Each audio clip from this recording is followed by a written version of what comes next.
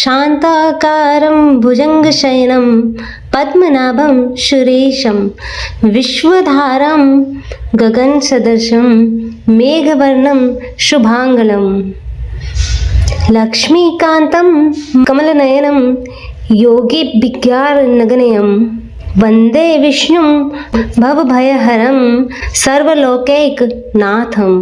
हरे कृष्णा। प्रिय भक्तजनों, आप सभी का स्वागत है। आज चैत्र मास के शुक्ल पक्ष की एकादशी तिथि है और चैत्र मास के शुक्ल पक्ष में आने वाली एकादशी को कामदा एकादशी कहा जाता है। आप सभी भक्तों को कामदा एकादशी की हार्दिक शुभकामनाएं।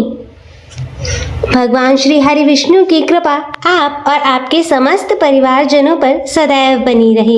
भगवान विष्णु आपका कल्याण करें। प्रिय भक्तजनों, आज हम इस वीडियो में एकादशी माता की कथा सुनेंगे, तो आप सब भक्तजन बड़ी ही श्रद्धा, ध्यान पूर्वक और प्रसन्न चित मन से एकादशी माता की कथा को श्रवण कीजिएगा। तो सभी प्रेम से बोलिए, एकादशी माता की जय। श्री लक्ष्मी नारायण भगवान की जय। एक बार एक राज्य में एक राजा रहता था। राजा बहुत ही बुद्धिमान और बलशाली था। राजा सदा ही अपनी प्रजा का बहुत अच्छे से ध्यान रखता था। प्रजा भी राजा को बहुत पसंद करती थी। राजा की दो बेटियां थी। राजा अपनी दोनों बेटियों से बहुत प्रेम करता था। राजा की छोटी बेटी देखने में बहुत ही सुंदर और आकर्षक थी और वहीं राजा की बड़ी बेटी छोटी बेटी के मुकाबले थोड़ी कम सुंदर थी। राजा की छोटी बेटी माता का पूजन किया करती थी और सभी लोग राजा की छोटी बेटी से बहुत प्रेम करते थे और बहुत प्रशंसा किया करते थे। राजा भी अपनी छोटी बेटी को बड़ी बेटी से अधिक प्रेम करता था, जिसके कारण राजा की बड़ी बेटी को अपनी छोटी बहन से ईर्ष्या होने लगी। राजा की दोनों बेटियां जब बड़ी हो गई, तब एक पड़ोस के राज्य में रहने वाले राजकुमार राजा की बड़ी बेटी के लिए रिश्ता लेकर आया। लेकिन जैसे ही उस राजकुमार की नजरें राजा की छोटी बेटी पर पड़ी, तो वह राजकुमार राजा की छोटी बेटी पर मोहित हो गया और छोटी बेटी से पहले नजर में प्रेम करने लगा। उस राजकुमार ने राजा की बड़ी बेटी के साथ विवाह करने से मना कर दिया और उसने राजा से कहा कि मैं आपकी छोटी बेटी से विवाह करना चाहता हूँ। और यह सब देखकर राजा की बड़ी बेटी अपनी छोटी बहन से बहुत क्रोधित हो गई और राजा की बड़ी बेटी ने अपनी छोटी बहन को अपना सबसे बड़ा दुश्मन मान लिया। तब राजा की बड़ी बेटी ने अपनी छोटी बहन से बदला लेने का निर्णय किया और राजा की बड़ी बेटी ने अपनी छोटी बहन को जान से मारने का उपाय सोचा और उसने अपनी छोटी बहन को मारने के लिए सबसे पहले एक लड्डू में जहर मिलाकर अपनी छोटी बहन को दे दिया और उसको लड्डू खाने के लिए कहा। लेकिन लड्डू खाने के बाद भी छोटी बहन को कुछ नहीं हुआ, लेकिन फिर भी बड़ी बहन ने हार नहीं मानी और जब उसकी छोटी बहन रात में कमरे में सो रही थी, तब उसने एक मटके में सांप रखकर उसके कमरे में छोड़ दिया। लेकिन सांप भी छोटी बहन का कुछ नहीं कर पाया, जिसके बाद बड़ी बहन ने छोटी बहन से कहा कि चलो हम लोग कुएं में से पानी भर कर ले आते हैं। और वह अपनी छोटी बहन को पानी भरने के बहाने से कुएं के पास ले गई और उसने अपनी छोटी बहन को कुएं में धक्का दे दिया। लेकिन छोटी बहन को तब भी कुछ नहीं हुआ, क्योंकि हर बार ग्यारस माता उसकी रक्षा कर रही थी। उधर बड़ी बहन अपने प्रयास के बाद भी असफल हो रही थी, जिससे वह बहुत क्रोधित हो गई और उसने फिर अपनी छोटी बहन के पास जाकर प्रश्न किया कि मेरी छोटी बहन, क्या तुमको पता है कि भगवान ने सबकी मृत्यु का एक निश्चित समय पर लिखी हुई है और कैसे तुम्हारी और मेरी मृत्यु हो गई। तब छोटी बहन ने अपनी बड़ी बहन को बताया कि हाँ दीदी, मैं जानती हूँ मेरी मृत्यु कैसे होगी।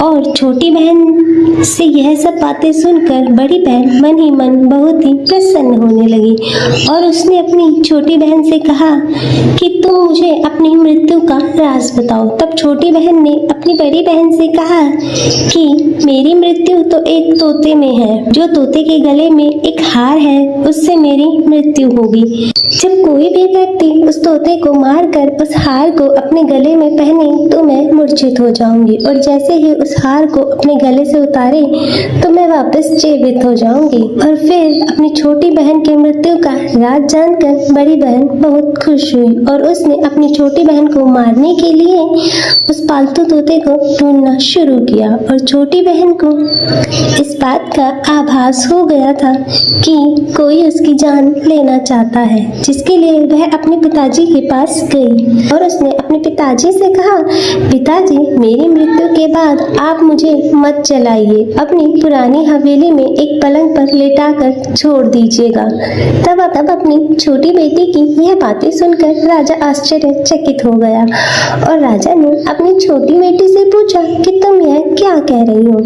तब राजा की छोटी बेटी ने बताया कि पिताजी, समय किसी के लिए नहीं रुकता, क्या कब किसको हो जाए कुछ पता नहीं है। फिर राजा ने अपनी छोटी बेटी से कहा कि तुम ऐसी बातें क्यों करती हो, 2-3 दिन के बाद तो तुम्हारा विवाह है। लेकिन छोटी बेटी ने अपने पिताजी को ऐसा करने पर मजबूर कर दिया और उनसे वचन ले लिया। राजा ने भी अपनी छोटी बेटी की बात को स्वीकार कर लिया और 2-3 दिनों बाद जब शादी का समय आया तब राजकुमार बारात लेकर राजा के घर आया और राजा की छोटी बेटी का विवाह शुरू हो गया। और जैसे ही राजा की छोटी बेटी राजकुमार के साथ फेरे लेने लगी तो उसकी बड़ी बहन छोटी बहन के कमरे में जाकर उस तोते को पकड़ लेती है और उसको जान से मार देती है और तोते के गले में जो हार था उसको भी अपने गले में धारण कर लेती है। और जैसे ही बड़ी बहन उस हार को अपने गले में धारण करती है तो उधर छोटी बहन 3.5 ही फेरे ले पाती है और वहीं पर बेहोश होकर गिर जाती है। जिसके बाद राजा ने बड़े बड़े वैद्य हकीमों को बुलाया और अपनी छोटी बेटी का इलाज करने के लिए कहा। और राजा की बात सुनकर जब वैद्य ने छोटी बेटी को देखा तो राजा को बताया कि आपकी छोटी बेटी ना तो जीवित है और ना ही मरी हुई है, मैं ऐसा पहली बार देख रहा हूँ। तब राजा ने वैद्य और हकीमों को यह बात बाहर बताने से मना कर दिया और उनको कहा कि यदि तुमने यह बात बाहर आकर किसी को बताई तो हम तुम्हें फांसी दे देंगे। और राजा ने अपनी छोटी बेटी को पुराने महल में जाकर एक पलंग पर लेटा दिया और वहां पर कुछ सैनिकों को तैनात कर दिया। इसके बाद राजा वापस अपने महल पर आ गया और राजा की बड़ी बेटी पिताजी के पास आई और कहने लगी कि पिताजी, अगर यह शादी संपन्न नहीं हुई तो आपकी क्या इज्जत होगी। आप कहे तो मैं आपकी इज्जत बचाने के लिए इस राजकुमार से शादी करने के लिए तैयार हूँ। जिसके बाद राजा ने अपनी बड़ी बेटी की बात मान ली और राजा ने बड़ी बेटी को छोटी बेटी के वस्त्र पहनाकर मंडप में भेज दिया। लेकिन राजकुमार यह जान गया था कि यह राजा की छोटी बेटी नहीं है बल्कि यह राजा की बड़ी बेटी है। लेकिन जब राजकुमार ने शादी करने से मना कर दिया तो सभी लोगों ने राजकुमार को विवश करके राजा की बड़ी बेटी से बचे हुए फेरों को संपन्न करा दिया और विवाह संपन्न हुआ। जिसके बाद राजकुमार राजा की बड़ी बेटी को अपने महल ले गया और विवाह होने के बाद भी राजकुमार ना तो उससे बात करता था और ना ही उसे पसंद करता था और ना ही उसके आसपास भटकता था। और राजकुमार ने यह फैसला लिया कि वह अपनी प्रेमिका को ढूंढ कर रहेगा और यह जानकर रहेगा कि उसके साथ क्या हुआ। एक दिन राजकुमार अपने घोड़े पर सवार होकर राजा की पुरानी महल के पास पहुंचा, जहां पर उसने कुछ कुछ सैनिकों को महल के पास पहुंचकर देखा। महल के पास पहुंचकर राजकुमार ने जब महल को ध्यान से देखा तो वह समझ गया यह तो हमारे ससुर जी का ही महल है। तब राजकुमार ने सैनिकों से पूछा कि तुम लोग यहाँ क्या कर रहे हो? इस महल के अंदर उस पलंग पर कौन लेटा है? जिसके बाद सैनिकों ने बताया कि यहाँ पर राजा की छोटी बेटी लेटी है और राजकुमार यह सुनकर बहुत ही प्रसन्न हो गया और वह तुरंत अपनी प्रेमिका के पास पहुंच गया और उसकी सेवा करने लगा। जैसे ही रात हुई तो राजा की छोटी बेटी उठकर खड़ी हो गई और राजकुमार यह देखकर बहुत खुश हो गया और उसने अपनी प्रेमिका से पूछा कि तुम यहाँ क्या कर रही हो? तुम मेरे साथ घर चलो। तब राजा की छोटी बेटी ने राजकुमार को सारी बातें बता दी कि मेरी जान एक तोते में बसती थी और मैंने यह बात सिर्फ अपनी बड़ी बहन को बताई थी और मुझे पता है कि उसने ही मुझे मारने का प्रयास किया है। उसके पास एक हार है जिसको वह सुबह पहन लेती है और रात को उतार देती है। जब तक वह हार को पहन कर रखती है तब तक मैं मूर्छित रहती हूँ और जैसे ही वह हार को उतार देती है तो मैं जीवित हो जाती हूँ और जब तक मेरी बड़ी बहन के पास वह हार रहेगा तब तक मैं ऐसे ही जीवित और मूर्छित होती रहूंगी। अगर मेरी बड़ी बहन के पास जो हार है वह मेरे हाथ लग जाए तो मैं हमेशा के लिए जीवित हो जाऊंगी। तब राजकुमार यह सब बातें सुनकर राजा की छोटी बेटी के पास रहने का निर्णय लेता है और उसने अपने बचे हुए सारे फेरे उसी पलंग पर लेटी हुई राजा की छोटी के बेटी के साथ ले लिए। अपना विवाह पूर्ण कर लिया और वहीं पर वह रहने लगा और देखते ही देखते कुछ समय में राजा की छोटी बेटी और राजकुमार की पत्नी गर्भवती हो गई। एक दिन राजकुमार को किसी काम से बाहर जाना पड़ा। तब छोटी बहन के पेट में बहुत तेज दर्द होने लगा जिसके बाद उसने माता का आह्वान किया। जिसके बाद वहाँ माता प्रकट हुई और उन्होंने अपने भक्त का दर्द दूर किया और एक पुत्र की प्राप्ति कराई। तब वहीं पर अचानक से राजकुमार भी आ गया। राजकुमार ने ग्यारस माता को देखा तो वह आश्चर्यचकित हो गया। उसने तुरंत ग्यारस माता को प्रणाम किया और ग्यारस माता ने राजकुमार से कहा जब तुम्हारा पुत्र 5 वर्ष का हो जाए तो तुम आकर अपनी पत्नी का हार इसके गले में डाल देना। और देखते ही देखते राजा की छोटी बेटी का पुत्र 5 वर्ष का हो जाता है। तो राजकुमार अपने बेटे से कहता है कि मैं कुछ काम से बाहर जा रहा हूँ, तुम अपनी माता का ध्यान रखना। और वह वहाँ से चला जाता है। राजकुमार को बाहर निकलता हुआ बड़ी बहन के सैनिक देख लेते हैं और बड़ी बहन को जाकर सारी बात बता देते हैं। जिसके बाद बड़ी बहन अपनी छोटी बहन के पुत्र को उठवा लेती है और उसको मरवा देती है। छोटी बेटी के पुत्र के 2 टुकड़े करवा देती है। पहला टुकड़ा चक्के के पास छुपा देती है और दूसरा टुकड़ा अपने पलंग के नीचे रख लेती है। तब ग्यारस माता भिखारी का रूप लेकर आती है और एक भिखारी का रूप रखकर बड़ी बहन के पास चली जाती है। जिसके बाद वहाँ पर भिक्षा मांगने लगती है। तो बड़ी बहन अपनी नौकरों से कहती है कि जाकर भिक्षा दे दो। लेकिन जैसे ही नौकर ग्यारस माता को भिक्षा देने के लिए आते हैं तो माता उन्हें मना कर देती है और कहती है कि तुम्हारी महारानी से ही भिक्षा लूंगी। जिसके बाद बड़ी बहन स्वयं भिक्षा देने के लिए ग्यारस माता के पास आती है। तब माता एक बिल्ली का रूप लेकर कमरे में चली जाती है। वहाँ पर छोटी बेटी के पुत्र के 2 टुकड़ों को आपस में जोड़ देती है और उसे जीवित कर देती है। फिर वहाँ से उसे ले जाती है। तब राजकुमार अपने बेटे को लेकर अपनी पत्नी के पास जाता है और उससे कहता है तुम इसका ध्यान रखना। अगर तुम इस बच्चे का अच्छे से ध्यान रखोगी तो मैं तुमसे बात करूंगा। और एक दिन राजकुमार अपने बेटे से कहता है कि तुम अपनी माता से उनके गले का हार मांग लो। पिता की बात मानकर राजकुमार का बेटा अपनी माता जी के पास जाता है और कहता है माता मुझे तुम्हारा हार चाहिए। यह सुनकर पहले तो बड़ी बहन बहुत क्रोधित होती है पर उसको याद आता है कि राजकुमार ने कहा था कि मैं इस बच्चे का अच्छे से ध्यान रखूंगी तो वह मुझसे बात करेंगे। जिसके कारण वह उस हार को उस बच्चे को दे देती है और तुरंत हार को ले जाकर वह अपने पिताजी को दे देता है। और तभी राजकुमार अपने बेटे को लेकर वहां से जाने लगता है और अपनी पत्नी से कहता है कि तुम हमारे लिए खाना बनाकर रखना, मैं शाम को आकर तुम्हारे साथ खाना खाऊंगा। और वह अपने बेटे को लेकर वहां से चला जाता है और उसके बाद राजा के पास जाता है और उनको सारी बात बता देता है। तब राजा अपने बेटे की क्रूरता सुनकर बहुत ही क्रोधित होते हैं और अपनी परवरिश को ही दोष देने लगते हैं। राजकुमार को अपनी छोटी बेटी के साथ रहने के लिए आदेश देते हैं और इस प्रकार ग्यारस माता की कृपा से राजकुमार और राजा की छोटी बेटी सुखपूर्वक रहने लगते हैं। अतः हे ग्यारस माता, इस कथा को कहते सुनते हुंकारा भरते सब पर अपनी कृपा बनाए रखना, सभी के जीवन से दुखों को दूर कर उनके जीवन में सुख समृद्धि देना। और तो सभी प्रेम से बोलिए एकादशी माता की जय, श्री लक्ष्मी नारायण भगवान की जय, श्री उमापति शंकर भगवान की जय। प्रिय भक्तजनों, तो मैं उम्मीद करती हूँ कि आपको आज की यह कथा पसंद आई हो। आइए भक्तजनों, श्रवण करते हैं एकादशी के अवसर पर सुनी जाने वाली ग्यारस माता की आरती।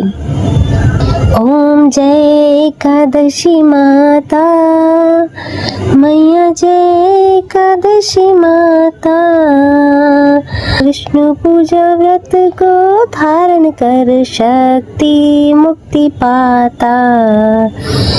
मैया जय एकादशी माता, तेरे नाम गिनाऊं देवी भक्ति प्रदान करनी, गण गौरव की तेनी माता, गण गौरव की तेनी माता, शास्त्रों में वरनी। ओम जय एकादशी माता, मार्गशीर्ष के कृष्ण पक्ष की उत्पन्ना, विश्व तारिणी जनमी, विश्व तारिणी जनमी, शुक्ल पक्ष में हुई मोक्षदा, मुक्ति दाता बन आई। ओम जय एकादशी माता, पौष के कृष्ण पक्ष की सफला नामक है, शुक्ल पक्ष में होए पुत्रदा, शुक्ल पक्ष में होए पुत्रदा, आनंद अधिक रहे। ओम जय एकादशी माता, नाम छठ तिला माघ मास में कृष्ण पक्ष आवे, शुक्ल पक्ष में जया कहावे, विजय सदा पावे। ओम जय एकादशी माता, विजया फागुन कृष्ण पक्ष में शुक्ला अमल की, पाप मोचनी कृष्ण पक्ष में, पाप मोचनी कृष्ण पक्ष में चैत्र महाबली की। ओम जय एकादशी माता, चैत शुक्ल में नाम कामदा धन देने वाली, नाम वरुधनी कृष्ण पक्ष में, नाम वरुधनी कृष्ण पक्ष में वैशाख माहवाली। ओम जय एकादशी माता, शुक्ल पक्ष में होए मोहिनी अपरा ज्येष्ठ कृष्ण पक्षी, नाम निर्जला सब सुख करनी शुक्ल पक्ष रखी। ओम जय एकादशी माता, योगिनी नाम आषाढ़ में जानो कृष्ण पक्ष करनी,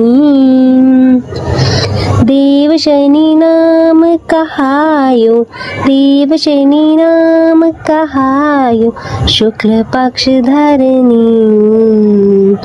ओम जय एकादशी माता, कामिका श्रावण मास में आवे, कृष्ण पक्ष कहिए, श्रावण शुक्ला हो ये पवित्र, आनंद से रहिए। ओम जय एकादशी माता। अजा भाद्रपद कृष्ण पक्ष की, परिवर्तनी शुक्ला, इंद्रा अश्विन कृष्ण पक्ष में, इंद्रा अश्विन कृष्ण पक्ष में, व्रत से भव सागर निकला। ओम जय एकादशी माता। पापा कुंशा है शुक्ल पक्ष में आप हरणहारी, रमा मास कार्तिक में आवे सुखदायक भारी। ओम जय एकादशी माता, देवोत्थानी शुक्ल पक्ष की दुख नाशक मैया, पावन मास में करो विनती, पावन मास में करो विनती, पार करो नैया। ओम जय एकादशी माता। प्रिय भक्तजन, मैं आशा करती हूँ कि आपको यह कथा पसंद आई होगी। वीडियो अच्छी लगे तो इसे लाइक करें, शेयर करें और कमेंट में जय श्री हरि विष्णु भगवान लिखना ना भूलें और चैनल को सब्सक्राइब कर नोटिफिकेशन बेल को जरूर ऑन करें। हर हर महादेव। ओम नमः शिवाय। जो कोई आरती एकादशी की भक्ति सहित गावे, जन गुरुदिता स्वर्ग का वासा, जन गुरुदित स्वर्ग का वासा, निश्चय वह पावे। ओम जय एकादशी माता मैया, जय एकादशी माता मैया, जय एकादशी माता। बोलो श्री हरि विष्णु भगवान की जय, एकादशी माता की जय। हरे कृष्ण।